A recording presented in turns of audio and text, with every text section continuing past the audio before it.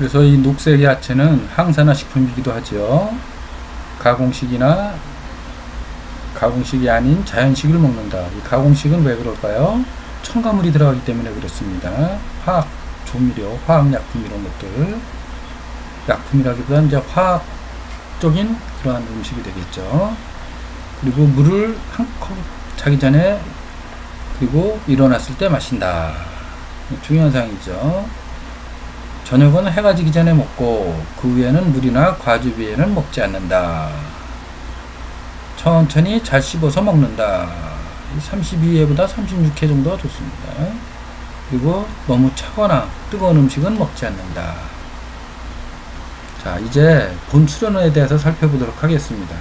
치법, 아사나라고 하죠. 요가 3단계에 해당이 되겠습니다.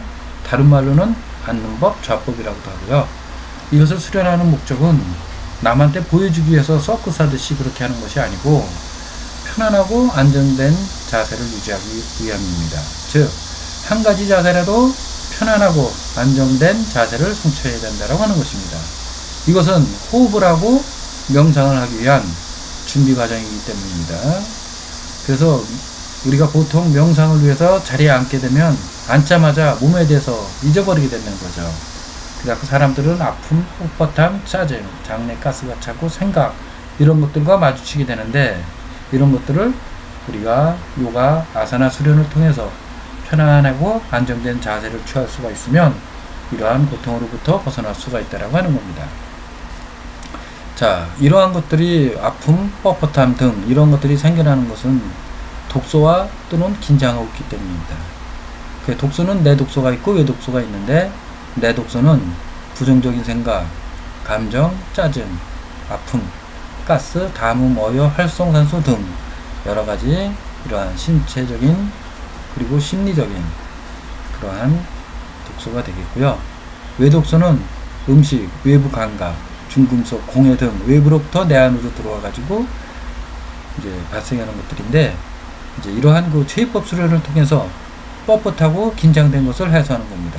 이러한 내독소와 외독소로 인해서 뻣뻣해지는 거죠. 긴장되고 이런 것들을 부드럽고 유연하게 만들어서 기혈순환이 잘 되도록 만들어 주는 겁니다. 즉 에너지 통로 나디, 자 요가에서는 나디라고 하고 한의학, 중의학에서는 기도 또는 경락이라고 합니다. 이거와 에너지 센터, 자 이것은 요가에서는 차크라, 이 한의학이나 중의학에서는 경혈이라고 하죠. 이런 것들을 열어주기 위한 그러한 자세가 되겠습니다. 그래서 음식 섭취 시간과 식단을 잘 조절을 해야 됩니다. 그래서 내독소와 외독소가 생기지 않게 고기, 우유, 계란, 과도한 향신료 또는 자극적인 음식, 거친 음식 이런 것들이 이제 독소를 만든다고 하는 것이죠. 외독소의 원인이 되겠죠, 음식. 그리고 독소 배출을 위해서 간, 비장, 위장, 소장 등을 앞으로 숙이고 비트는 자세를 통해서 독소를 배출할 수가 있다고 하는 겁니다. 앞으로 숙이는 동작, 그리고 비트는 동작. 앞으로 숙이는 동작을 통해서 복부를 수축해가지고 이제 소화력을 도와주고 배출을 도와줘서 독소를 배출한다라고 하는 것이고, 비틀기 자세를 통해서 쥐어짜는 겁니다. 그래서 이러한 것들은 파스치모타아사나, 즉 등펴기체입니다. 앉아서 발끝 잡고 상체 구부리는 동작. 그리고 요가 무드라도 이제 비슷합니다. 앞으로 구부리는 동작이고요.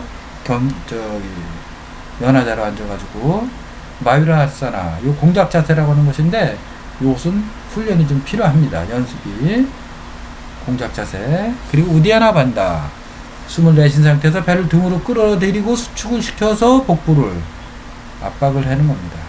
그래서 소화력을 도와주고 변이나 이런 것들이 배출이 잘 되도록, 배설이 잘 되도록 만들어주는 것이고, 그리고 라울리, 이 라울리 수련은 복부를 이제 복직근을 이용해서 장 마사지를 해주는 겁니다. 그래서 내부 음식으로 인해서 생겨난 여러 가지 독소들을 몸 밖으로 배출하기 위한 이러한 방법이 되겠습니다. 자, 이러한 것을 이제 최입법 특징을 살펴보면 이제 여러 가지 자세를 취하는데, 자세를 취할 때 완성된 동작에서 멈추고 또는 숨을 멈추기도 합니다. 초급 단계에서는 숨을 멈추지 않지만 어느 정도 중급, 고급 단계 들어가면 숨을 같이 멈춰줍니다. 완성된 동작에서. 그리고 체위법을 하는 유형은 다이나믹하게 연속적으로 이어서 하는 것이 있고, 다란히, 즉 명상하듯이 잔잔히 의식을 집중하면서 편안하고 느릿하게 의식 집중과 호흡과 동작이 함께 가는 겁니다. 이러한 것을 다란이익한 그런 체위법 수련 방법이라고 할 수가 있습니다. 자, 이것을 수련 단계별로 나눠보면, 초급 단계에서는 조금 전에 얘기했죠. 숨을 멈추지 않고, 중급 단계는 동작을 멈추는 동안 숨을 멈추고 완성된 동작에서, 이제 상급 단계는 숨을 멈춘 상태에서 숨이 드나들지 않도록 하면서도 배를 불리는 내호흡을 또 같이 해주는 겁니다. 자, 숨을 마시고 멈추고 내쉬는 동작을, 이제 내쉬는 것을 동작에 맞춰서 하고요. 그리고 이때 의식을 집중하는 집중점을 명확히 해줘야 됩니다. 그래서 이것이 그 일반 스트레칭과 다른 점이, 동작과 호흡, 숨, 그리고 의식을 집중, 이 세 가지가 삼위일체가 되어야 되는 것이 바로 이것이 체위법의 특징이라고 할 수가 있겠습니다. 원기를 기르는 동작에서는 하단전의 의식을 모으고, 기가 모이는 것이기 때문에 항문괄약근을 조이고 턱을 가슴에 붙이고 기를 결합하게 하는 겁니다. 이것을 물라반다, 이것을 턱을 가슴에 붙이고 목반다, 잘난다라 반다라고도 합니다. 그래서 기운을 항아리에 가두듯이 복부에 가두는 겁니다. 하단전에 근육이나 인대, 관절을 균형 잡고 이완을 시켜주는 동작을 하기도 하고요. 마찬가지로 이때도 이제 집중점에 의식을 모아줍니다. 또 자세를 교정하기 위한 동작들도 할 수가 있습니다.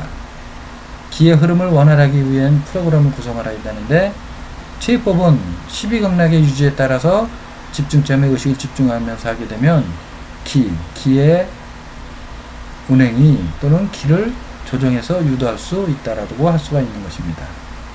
그렇게 되면 우리가 그냥 아무 생각 없이 하는 것보다는 더 큰 효과를 얻을 수 있다라고 하는 겁니다.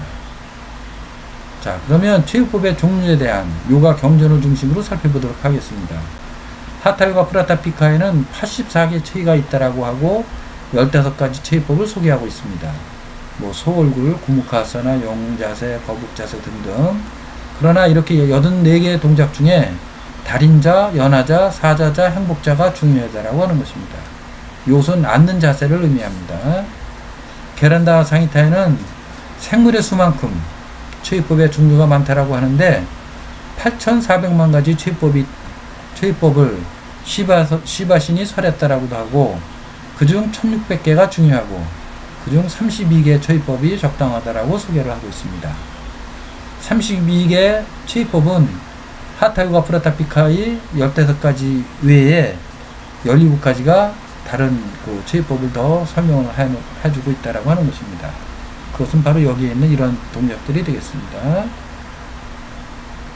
그리고 시바상히타에는 84가지 종류의 체위법이 있고, 중요한 것은 달인자, 시타아사나, 연하자, 파드마아사나, 준엄자, 파스치모타아사나, 길상자, 수카아사나라고 합니다. 수카아사나는 책상다리를 의미하고요.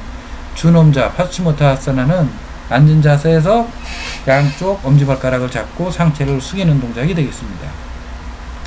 자, 이러한 체위법은 모든 체위법을 우리가 다 할 수는 없습니다.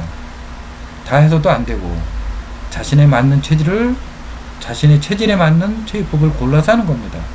개인의 체질, 현재, 질병, 환경, 나이, 기후조건, 이런 것들을 살펴서 맞춤형으로 해주는 것이 중요하다고 할 수가 있겠습니다.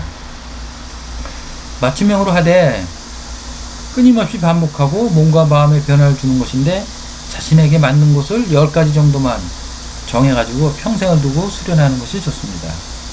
그중 5가지 정도를 평생 수련하는 것이 적합하고, 10가지도 많다는 거죠. 한 가지 체위법을 5분 이상, 일주일에 3번 이상 반복하는 것이 중요하다고 하는 것입니다. 이러한 체위법은 시작을 위한 준비 체위와 본수련 체위, 그리고 고급 수련 체위로 분류해서 수련할 수가 있겠습니다. 준비 체위는 근육이나 관주를 풀어주는 수련을 중심으로 하고요. 본수련 체위는 그 기후 조건과 개인의 체력, 질병,